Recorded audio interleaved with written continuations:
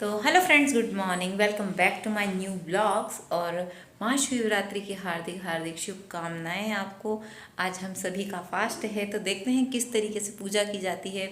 दीदियाँ आई हुई हैं दादाजी को देखने, उनसे मिलने। जैसा कि पुराने ब्लॉग में मैंने बताया था कि गोपाला ने कहा है कि बुआ जी आप घर आइएगा, तो दीदी आई हुई हैं। किस तरीके से हम आज का पर्व मनाते हैं और कैसा क्या रहेगा आज का दिन, क्या क्या बनाएंगे फरियाल में, फलाहारी जो भी हम खाते हैं।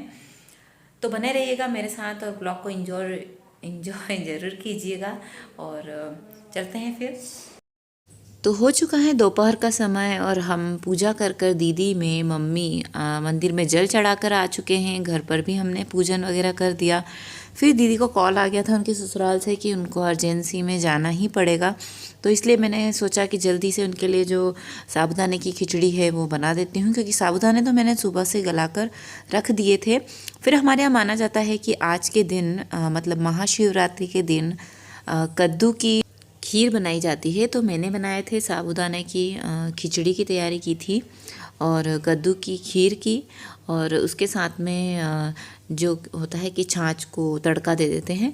तो क्योंकि साबूदाने की खिचड़ी के साथ अगर दही या छाछ खाया जाता है तो उससे एसिडिटी भी नहीं होती है, और दूसरी बात वो बहुत टेस्टी भी लगता है। तो यहाँ साबूदाने की खिचड़ी मेरी रेडी हो चुकी थी और उसके साथ ये कद्दू की खीर बनाई थी। अभी इसका बनना बाकी था क्योंकि मुझे भोग वगैरह लगाना था, तो फिर मैं इसके अंदर मुझे ड्राई फ्रूट्स वगैरह सब कुछ मिलाने थे अभी।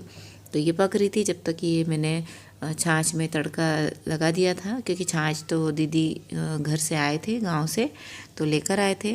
फिर यहाँ पर सब कुछ बन चुका था। दीदी, मैं, मम्मी, दादाजी, हम सब ने साथ में बैठ के फरियाल खाया। फिर उसके बाद दीदी ने कहा था कि उन्हें जाना था ससुराल, तो मैं उन्हें आधे रास्ते छोड़ कर आई और वहाँ से जो उनके गांव को जो भी बस जाती है उसमें बिठाकर फिर मैं रिटर्न आ गई थी। और रास्ते में जाते जाते इतना अच्छा लगता है। महाशिवरात्रि के दिन तो पूरी सिटी में हर जगह ओम नमः शिवाय, हर जगह भक्त दिखते हैं और सभी जगह खिचड़ी ठंडाई, इतना अच्छा लगता है कि बहुत अच्छा। और मैं दीदी को बता ही रही थी कि पास में जो रंजीत हनुमान मंदिर है उसके भी दर्शन कर लीजिए, और यहाँ भी बहुत अच्छा लगता है आने पर दीदियों को जाना था और रुक नहीं सकते थे क्योंकि उनको अर्जेंसी थी थोड़ी सी।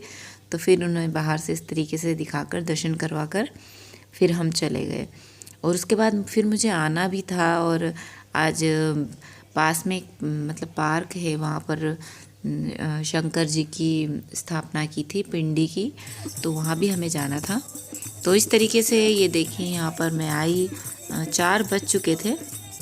यहाँ पर भजन वगैरह सब कुछ हो रहा था, और कहते हैं ना कि भजन होता है वहाँ, हम कितना ही हमारा ध्यान इधर उधर हो, पर जब भजन होता है तो इतना मन शांत हो जाता है और इतना अच्छा लगता है।